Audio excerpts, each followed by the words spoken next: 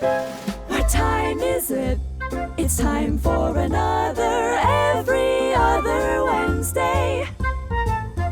But while people are coming in, I'm going to ask the question of the day. And the question, please put in the chat box your answer. And that is, what's the biggest challenge at work you're going to have to face in 2026? What's the biggest work challenge for 2026 for you? Biggest work challenge. For some people, it will be. I put mine. On our audience. I saw Sanjay's already. I was hoping for a bit of a reaction. I got nothing. I got crickets. That's the worst for a smart ass. You gotta get on this. Jeremy says transition to a new role. Yeah. I'd like to know more about that.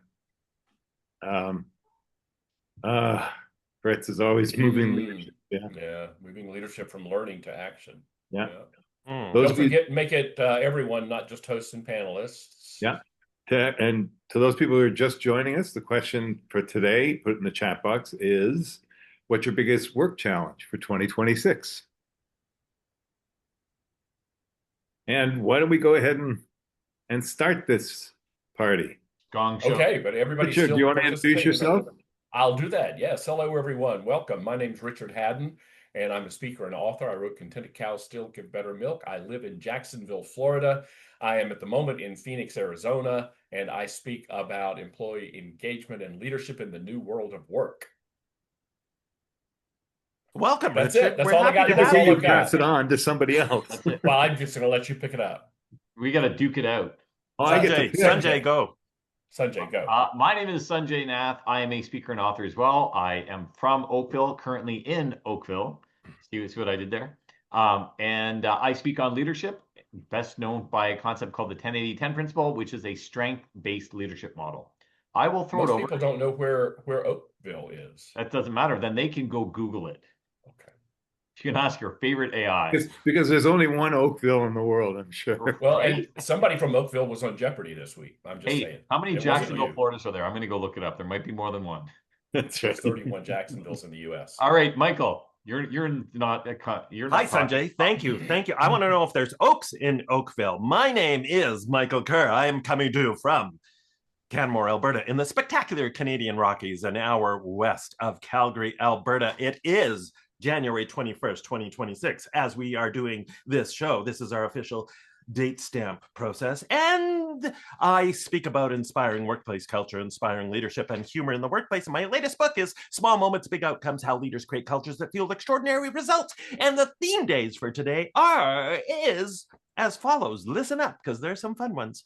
Cheesy Socks Day, Mariachi Band Day, Hug Your Puppy Day, Hugging Day, so give somebody a hug today, International Squirrel Appreciation Day, and International Sweatpants Day. And tomorrow, you want to mark this one down, is Answer Your Cat's Question Day, and Friday is Belly Laugh Day. So there you go. I will pass it over to the one and only, this talented and beautiful Jeff Tobe. Before you do, wait, hold on. Can you like combine and have a mariachi band wear funky socks and hug a puppy? You can combine all these things. Wear sweatpants, and yes, of course. I have to say, I'm wearing cheesy socks today. If you would like to see, you always do. I do. Always do. By the way, those are socks. They have sunglasses. Okay. But yesterday I wore my Duke of Wellington in Glasgow socks. Very quick. In the city of Glasgow, Scotland, where my daughter lives, in the square is an equestrian statue of the Duke of Wellington. Many years ago, people started putting a traffic cone on his head. The government would then take it down. The government would then take it down, and the next day, people would put it back up. About 3 years ago, the government gave up, and now they embrace it as one of the tourist attractions of Glasgow. Google it, look it up, Duke of Wellington, and he has a traffic cone on his head. And I wore those socks yesterday. Yeah. I'm writing this down. Yeah, yes. You need to know. I like this. Mike, I forgot, but you also have a plug to give everyone. I do. I will put this in the chat box. Thank you for that, Jeff. I appreciate that. Next week, next Thursday, which I believe is January 29th, I will be hosting a webinar. It is a paid presentation, a virtual presentation, but I would invite you to join. There's going to be resources. I'm going to put the link in the chat box right here. It is called 14 Ways to Ramp Up Your Workplace Culture for 2026. It's going to have way more than just 14 ideas. It's going to be relevant, packed with ideas, packed with inspiration to help you ramp up your workplace culture. Thank you, Jeff. So wait a minute. And you'll get no one but Mike in it. You don't have to listen to us yahoos. Just that's Oh, Mike. hold on a second though. Whoa. If you're giving more than 14, isn't that false advertising? Misrepresentation? It's And under, I would it's make the under argument- promising and over delivering. Right. Silly. I would also make the argument having to do every other Wednesday with you is I have to pay for that too. So Yes, exactly. Poor Yeah, Jeff but- still hasn't been introduced. Yeah, and, well, I'm listen, sorry for I him. want to thank everybody for coming. We're out of time. So I'm Jeff Tobe, and I too am a professional speaker in the area of customer experience, strategic leadership. And I'm coming to you from beautiful Maui, Hawaii, where I just want to rub it in for the Torontonians, especially that the Toronto area, that it's going to be 75 degrees today and sunny at the beach. So glad to join everyone. Well, listen, we do have a show for today. We have a great show. We are going to discuss, because we had a guest on our first show. So for this show, we're going to discuss trends, workplace culture trends for 2026. This is actually taken from an article, right, Richard? That's right. An article written by the people at OC Tanner, which Right. is a well-respected purveyor of recognition things. Yeah. And when I say taken, I just mean inspired, right? Yes. Yeah. So do you want to start the discussion today? Well, sure. So this article is about trends. I would argue some of them are not trends. Some of them are things, very good points. And hopefully some of them are trending up. But I really like the first one they talk about, and that is, and I do believe this one is something that hopefully is growing, and that is teams, not just leaders, inspire. And I guess the idea is, which I think is really valid, is that we can't leave it up only to the leaders to create a great team atmosphere in an organization. I think it's great if leaders do. I think that is one of the primary responsibilities of a leader, and that is to create the environment in which teams can flourish and do their very best work. But I'm reminded of way back a long time ago when I had a real job and I worked in the software business, and we had a great team. It was just magic. And I know some of you have had those situations. Hopefully you're in one of those right now, where it's just magic. It's hard to put your finger on, but everybody works well together, and you're really productive and you're doing great things. Our boss didn't really have much to do with that. He was a nice man, but he was not a great leader. But I will give this to him. He didn't stand in our way. And our team of about 12 or 14 people, we just kind of built this great high functioning team, and it was wonderful. And I've not been in a similar environment until I got together with these guys since. So I think there's some validity to say that leader is very instrumental with teams, but not absolutely necessary. What do you think? Yeah, Richard, that's a great point, and I love this one too. The reminder that everybody is responsible for workplace culture, and great cultures can't happen unless everybody is thinking about how they contribute to the culture, and reminding everybody that everybody either adds to the culture or detracts for the culture. And as you say, though, as we talk about here, leaders have a disproportionate impact on the culture, and I think that's what we have to remember. Yeah, I just want to be careful. When I read the article, I felt like, more platitudes. Like we talk about the same thing, not we as a corporate culture in North America talk about the same things over and over again. So I want to be careful that we're not just paying lip service to this stuff, because it is incredibly important. I think that a lot more responsibility for corporate culture lies on the shoulders of the team. And if you're blaming your boss, that's your fault, right? As a matter of fact, we're talking about having a guest.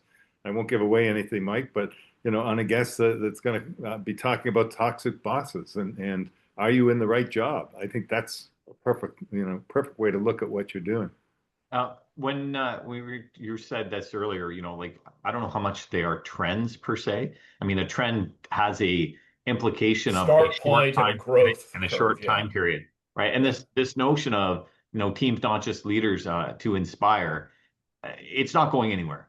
And the word that I always look at, or if I hear this or I read this, I think is sustainability. So a fantastic, charismatic leader can go in and rally the troops and get people excited on day one and maybe even day two and possibly even day 30. But day 367, if that's going to sustain and keep going, it has to do with other people taking the ball and running it because the leader is going to burn out. And I mean, if you pick your favorite sports team, and I'm thinking team sports more specifically, so it happens sometimes that the mega superstar, the leader, goes down due to injury.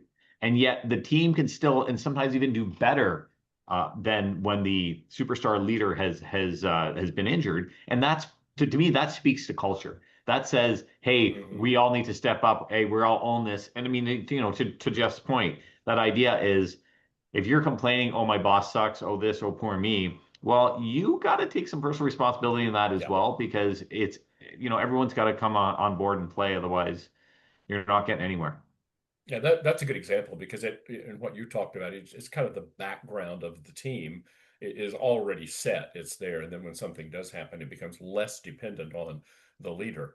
One of the statistics that's covered here, which I think is interesting, is, and I think this speaks, Jeff, also to not just talking about platitudes and, like little nice things that we talk about, but it says that conversations with one or more coworkers had the ability to be was a source of inspiration for 54% of the people in their survey, but that conversations with their leader provided that benefit only to 47%, and team or group discussions at work only 39%. And I think again, the leader could create an environment in which those individual conversations are not encouraged or are encouraged. And if they are, then I think that helps the whole culture of the team. Sorry, I want to jump in. I think understanding those statistics, especially if you're in a leadership role, if you really want to sustain that and build that culture, you should be encouraging those conversations. Kind of saying, hey, I'm here, but if you don't want to have the conversation with me, have it with your cubicle mate, have it with your peer, have it with your supervisor, have it with your subordinate, whatever. But have those conversations and we've had this conversation in the past too. The more people have those conversations, or even with Miriam last time, people have friends, they feel connected. You feel, the more connected you are, the better culture you have, the lower turnover you have, the higher job satisfaction you have, et cetera, et cetera, et cetera. Yeah, I was going to bring up our last show, Sanjay, with Miriam. Yeah, talking about friends. It ties into that perfectly. And also, I was just going to say that I'm a little discouraged that only 32% said that a book was helpful in inspiring them. But that's just that's because they haven't read our books. Right? That's the problem. Yeah, they're reading the wrong stuck in the book. They're reading the wrong books. No, I wanted to just add to your stats from the report, Richard, too. They also found, and this is important, right, that strong supportive teams led to higher satisfaction at work, better mental health outcomes, greater engagement, retention, and a sense of belonging and inclusion. And that's all at the team level. And that's why it's important to think very often about our culture strategies at the level of the team. So even I'm thinking about things which we'll get into later. Recognition, for example. Are we recognizing just individuals, or are we also doing a good job at recognizing teams that are really performing excellent as a team? Are we thinking at the team level in terms of our communication, in terms of our establishing a sense of purpose, our values that we talk about, all that stuff? Yeah. I'm working with a potential new client, and the CEO and I had a sit down. And the two things that really struck me was he was saying, everybody here loves their team, but the teams don't work together. He said that's one of the challenges that I have. So I thought that was interesting, that they have really strong teams in different areas of the organization, but they're not working together. But the other thing he said is his focus for 2026 was on talent gap. He's got to figure out where he's got a gap in talent. He said the company's functioning fine. Culture is, I think is great. I've got to figure out where I've got talent gap, and I thought that was interesting that he's focusing on that one very specific area for Well, the yeah, well, speaking of trends, if you look at one of the biggest trends, not excluding what we're talking about here, but one of the biggest trends in the workplace for this year is, as opposed to the last 4, 5, or 6, or 7 years, where the big issue was a talent shortage.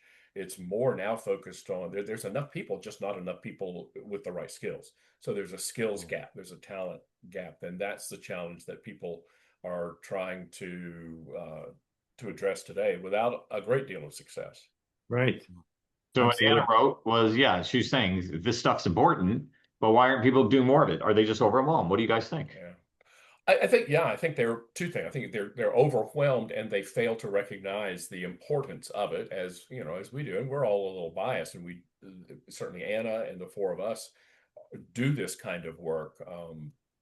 Yeah, I think it's I'm more interested to see what others on the call who Yeah. are not involved in the kind of work that we do, how they I think it's feel. more the latter than the first. I don't think it's the overwhelm. I think it's the lack of recognition of importance. Because Okay.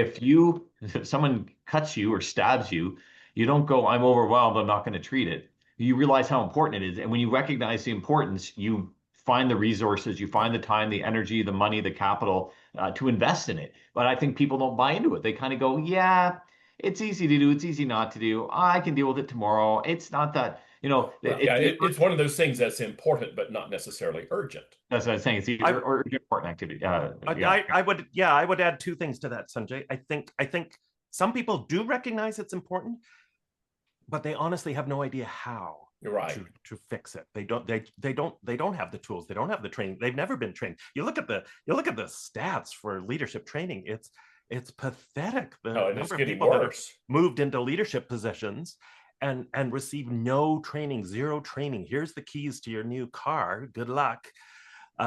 It's crazy. So I think in some cases they genuinely just don't. They're frustrated, but they don't know what to do. They don't have the tools to do it. And I think the other thing to still to talk about that overwhelm thing. I think one of the things I certainly try to remind senior leaders is that a lot of this stuff we talk about isn't necessarily additive to your job, because everybody's busy to the max. And so we start talking about these ideas. And of course, it's easy to think, oh my God, this is more stuff I have to add to the to-do list.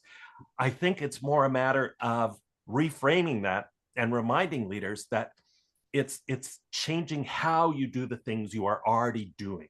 So it's not necessarily additive to your job. Yes, there's going to be some things you're going to need to focus more time and energy on. However, doing that, I guarantee you are going to, in the long term, this is an investment. You're going to save time and energy if you focus on these key priorities.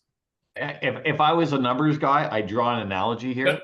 I would say it's like when you're programming a spreadsheet. You have all these things and all these variables, and every time you change a variable, if you go and manually calculate it, you spit out a number, and you go manually calculate. But if you take the time to program the spreadsheet, so you just change one number and it automatically spits out the answer, initially there's a lot of upfront programming, but it will smoothen the operation and save you time and money and effort and blood and sweat and tears in the long run. And I mean, that's kind of the same idea. You put up the upfront investment, in the long run, it's going to pay really healthy dividends. Yeah.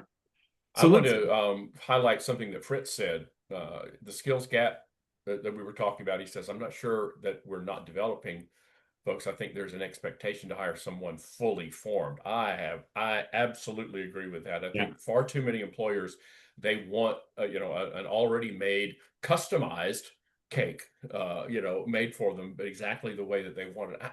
And you know what? The counter argument to that is, you look at someone who's in their 40s or 50s going back into the workplace, and what are they going to say to you? They're going to say, no one wants to hire me. They want the new whippersnapper. And I mean, ideally, that's what people want. They want the young whippersnapper fully formed. And the reality, exactly. Yeah. And I've often said people are looking for a human that does not exist. Yeah. So I think what we've done got to be willing to form them. I think, Richard, what's happened is we've moved from skills first to outcome based. In other words, we're hiring we've moved from job descriptions to defining what's required, what's the required skills needed for a specific outcome. And it's totally unrealistic. You're exactly. right. And there is something called skills first hiring. And that's another trend that I'm reading about that is re-emerging this year, is more of a focus on skills rather than, as you say, and so when you do that, it reduces the dependence on do they have the right degrees, do they have the right experience, but rather do they have the right skills. Yeah. Okay. Well, move on to the next trend. You guys are talking too much. Well, let's address the elephant in the room, and that is AI and human connection. I mean, obviously, that's our biggest trend that's affecting a lot of people. I think I heard a webinar, and I love what this guy said. He said, "Are your people digitally engaged, or are they just digitally equipped?" And I like that, so it's moving. He was suggesting that we have to engage everybody in the organization in this new digital environment versus just giving them, the equipment that they need, the tools that they need. So I think that the trend for 2026, if I were to summarize, it would be more like using AI responsibly to enhance human interaction, not replace it. So I know there's a lot of fear that goes along with new AI platforms. And I think and you guys can agree or disagree, I think it's just focusing on empathy and belonging as, AI grows. And it's going to grow in the workplace. Oh, sure, yeah. Because I'm the eternal optimist, I know it's going to grow. I believe there's going to be some really rough times for people and for organizations, and eventually it's going to settle, it's going to find itself. There will be people hurt in the process, but I think eventually it'll probably find itself and things will kind of balance out to where we know how to use it better. I did see something just a couple of weeks ago, and this was, now I can't remember the source, but the upshot of it was that organizations are using AI they're scapegoating AI to say, this is why we are laying off so many people. We're laying off all of these people because we're replacing them with AI. In fact, AI has yet to produce any profit for most of the big users of it. And so they're actually just using old-fashioned cost cutting. They probably overhired during the pandemic. They failed to correctly prognosticate what their business was going to be, and so they did have people that they needed to lay off, rather than saying we've laid them off because of these faults of our own. We're laying them off because of AI, because that sounds better to say to investors.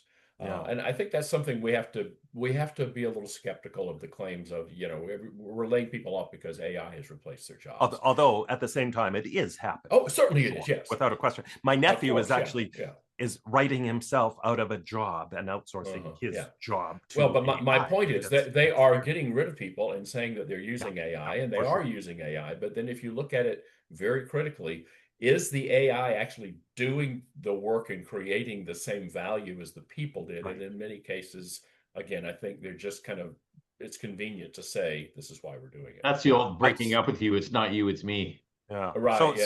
So on that, in terms of that comment, Richard, as we talk about this trend of AI becoming more and more bigger parts of our lives, of our workplaces, I think two things workplaces need to be aware of in terms of a trend. Number one, especially if you're a leader, know that your employees are potentially very, very worried. And so you need to communicate about this. You need to talk about because you can't really be engaged if you're worried. No, exactly, right? If they're worried for their jobs, their livelihood, then they're not going to be engaged. And the other part of this then that has to be happening right now is the ethics conversations around AI use, because we're seeing so many stories, horrible stories, horrific stories of how AI is being misused, sometimes with enormous corporations that should know better at high levels in organizations. And that has to be part of the discussion all along here, is the ethical use of AI and what does that look like in our company? Yeah. When have we... Go ahead, John. Dan brings up a good point, just saying. Yeah, I was just going to say. Some companies are saying that they employ thousands of AI employees, some company employees.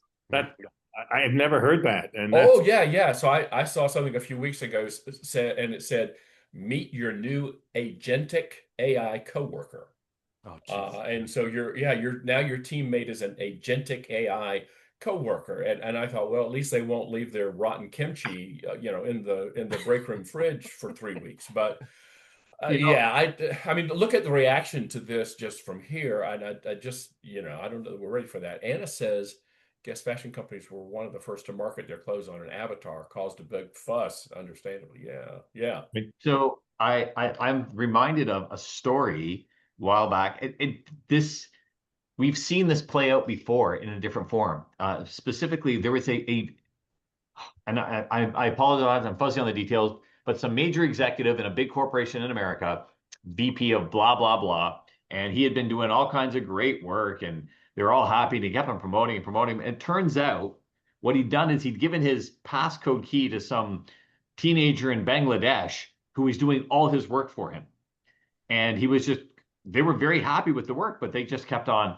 He claimed it as his own, and they kept on promoting him, and then whatever, the bubble burst. Here's what I find really crazy about the whole thing, which is what they ended up firing this guy, whatever, and then they discredited the Bangladeshi kid. And I'm like, whoa, hold on a second. Like, you're happy with his work. Why aren't you like hiring this dude and paying him, like that's what he did. He paid him 1/10 of his salary. It lived off 90%. Like, why don't you triple the guy's pay? You're still getting a discount. And you're happy with the work. But my point is, instead of the Bangladeshi kid, people are now using AI. yeah. And I mean, this is surfaced forever. A bully making some little kid, the nerd, do his homework. We've seen it time and time again. So yeah, there's a lot of thought and ethics that need to be, questioned around this. That's disappointing, Sanjay, because I've always admired blah blah blah company. Right. To hear that, it's right. Well, sad. Yeah, McKinsey is like really pushing that. Dan claims he knows who it is and has exposed him right here on EOW, breaking news. So McKinsey CEO. I think we'll it's leave it really at that. interesting. Dan says that the McKinsey CEO says he has 25,000 AI employees. How do you distinguish one AI employee from another AI employee? How do you determine what is one? Maybe he just has one big AI employee. I think they're masquerading as each other. That's all. How do you go for of course, beer Carol, with these AI employees? That's what I want to know. How do you go for beer? Of course, Carol bringing up the new news that Google is now AIing our emails, and Anna has a suggestion: try disabling smart features and personalization in your Gmail settings. I shall try that as well. Thank you. It's everywhere. Huh? Exactly. All right, another trend. Let's move on. Your turn, Jeff. Oh, my Mike, turn. or Trend Sanjay? number 3. When improving Voice like culture, that, choose come in. process over programs. Yes. What does that mean? What does it mean? It means, Yeah, again, more than just lip service, more than just platitudes. Like, let's get involved in it. Let's dive into it, not just put up some pretty plaque on the wall or even get people to chant it, but how do you get people to live it? I mean, the most effective culture shifting programs aren't necessarily marketed. They're not marketed. They're just done. And then all of a sudden it's like, oh, yeah, that's the way we do it around here. Like, yeah, we don't need a poster on the wall. It's just how we treat one another. This is the relationships we form. This is how we interact. This is how we communicate. It just is. It just I mean, is. that's really what it's trying to say. There's a really striking statistic that they quote that sets this conversation up nicely from a Harvard Business Review article that 72% of culture initiatives led to no improvement. Employees felt they were too superficial. And this is really important and scary, 57% of employees felt worse after a perk was launched because they felt it was window dressing or a Band-Aid solution.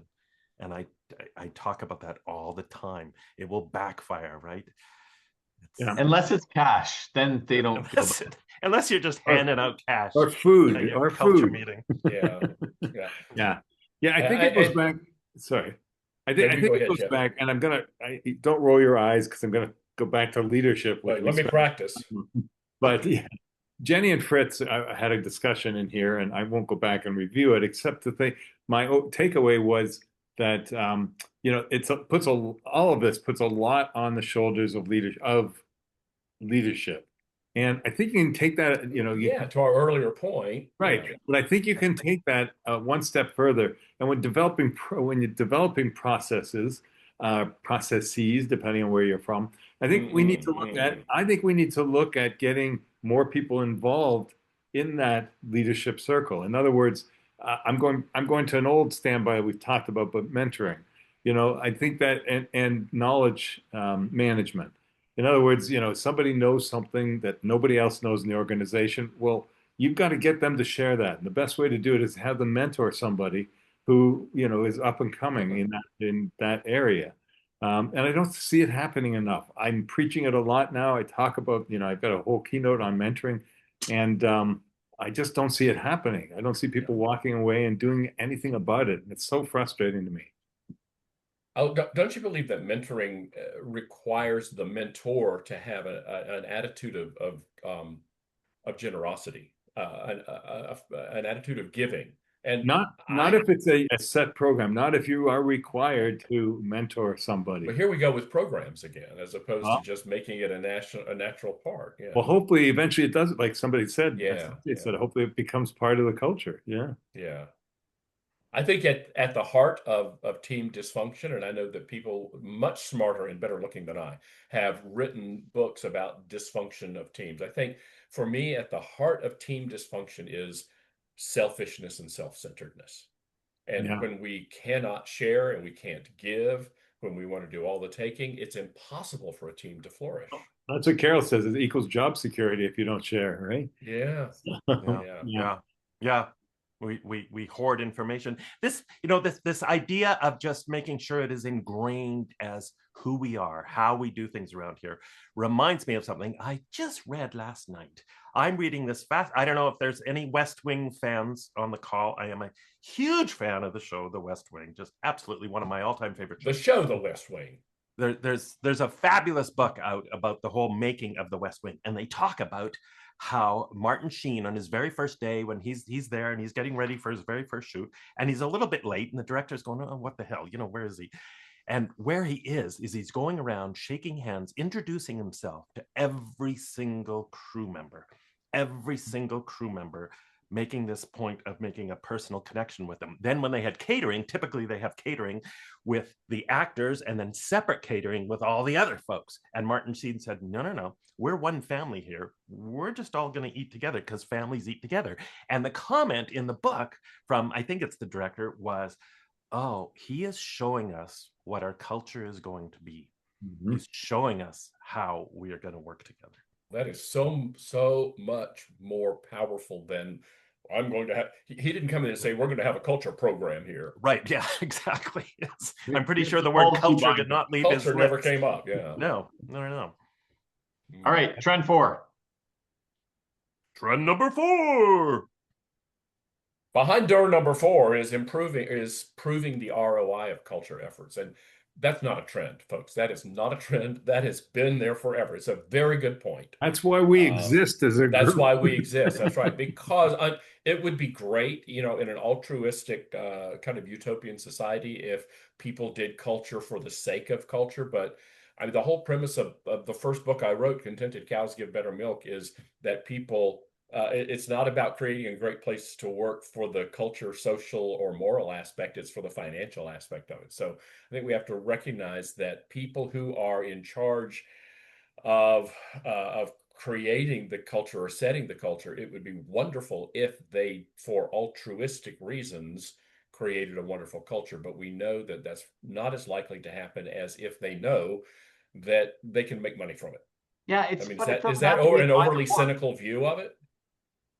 It doesn't have to be an either or. It can be an and also. I mean, again, you can make the same argument that, if you're trying to get in shape, it hurts to go to the gym. It hurts to go running. It hurts to do the exercise.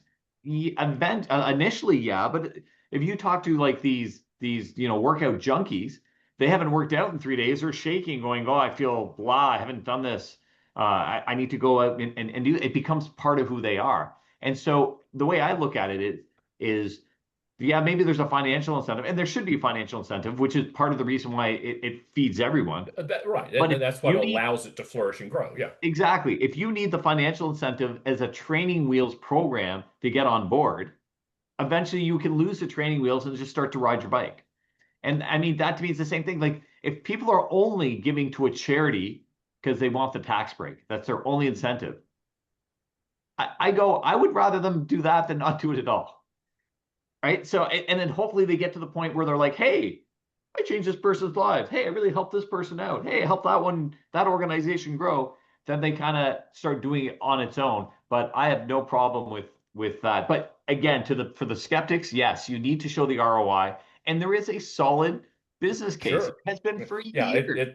it's not a stretch by any but I think- stretch. But I do think it needs to be celebrated and talked about specifically. And I don't agree necessarily that it's been around forever in terms of culture initiatives. I think in terms of other things, call it maybe a lot of businesses have measured employee engagement or retention rates, but in terms of the overall culture. And I stand corrected. Yeah. Okay, I'll qualify that. It's just been such a larger percentage of my life than it has been yours. Oh. Oh. So Nice, on nice. that And note, on that note, just to finish my thought here. is there a proven ROI for smartassery? That's what I think there is. I would be rich. Yeah. I like the framing because we have to remind it, we're all going to be dead soon.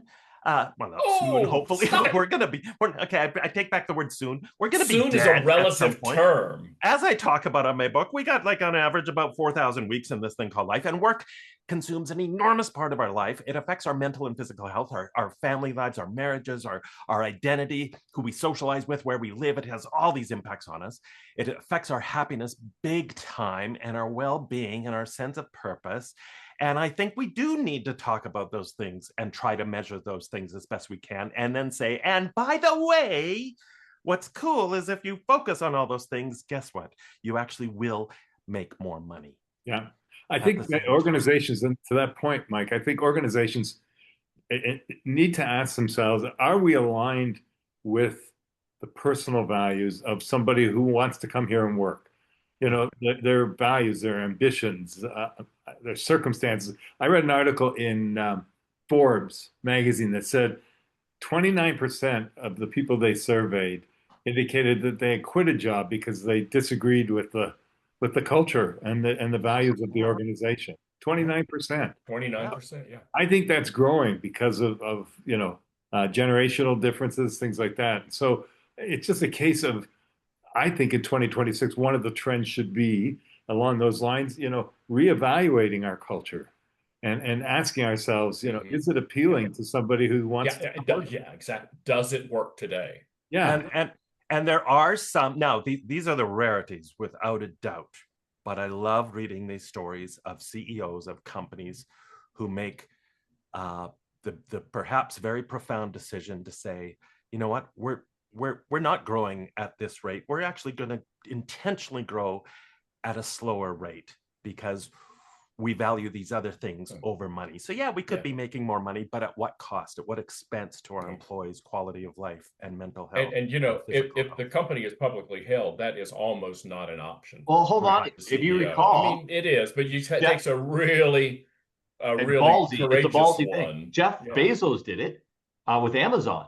He said toward the early part of the 2000s, these shareholders were like, do it. And he's like, no, you got to be patient. We will grow this thing, but we're going to do it at the right pace. Now, he wasn't doing it for culture reasons per se, but it was not. to that point, though, it's the idea of being intentional and not just growing for the sake of growing, but being very intentional of what the goals and the markers are. Yeah. Because sometimes to step back allows you to step forward.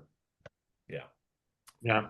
Anna has made another strong point. Knowing how to present the ROI argument to your leadership in a way that shows it to be non-negotiable requires serious influencing skills. Yeah, it's not for the faint of heart. It's not for just anyone. Yeah. Well, but I think it goes back to strength in numbers. I think that a strong team culture, going back to what we originally said today, is going to be a negotiating powerhouse, if you will, with leadership. I'm not talking unions. But I am talking about influence, as Anna said. I think it was Anna, whoever said that. So, and on the topic of influence and being slightly political, but not going in the deep end. Mark Carney gave a speech yesterday. It was a 17-minute speech. Yeah, it's worth I don't know listening to. if Worth people listening to. And heard does that, but everyone know who this is? Mark Carney is the Prime Minister of Canada, and Yeah. and he He said the old order is done, you know, it was, and yeah. It was he a said the speech old for the order is done. ages. It will, as some people have said, it will be studied maybe decades from now. yeah. No, And he even nailed it. if you're not Canadian, I really encourage you just go to YouTube and watch that. It's 17 minutes and it's really powerful. It is And very powerful. the Q&A Scary. after, watch that as well. It's scary. It's sad. Yeah. Anyhow, that was it. Okay, fifth one, quick. We got On Romans. that happy note, yeah, fifth one. Well, it was a happy note. That was a pot. That Yeah. was an Yeah, the scary and part. necessary was funny. Yeah, speech. But yes, Yeah. trend number 5.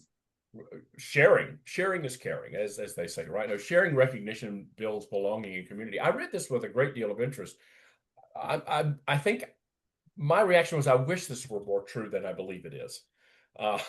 That people, I don't know, I still see a lot of competitiveness. You know, well, if they get recognized, then I won't get recognized. And that kind of thing. I think it's great, yes, if we can share those recognition moments, but I don't know that I see that in reality. But of course, I don't see everything.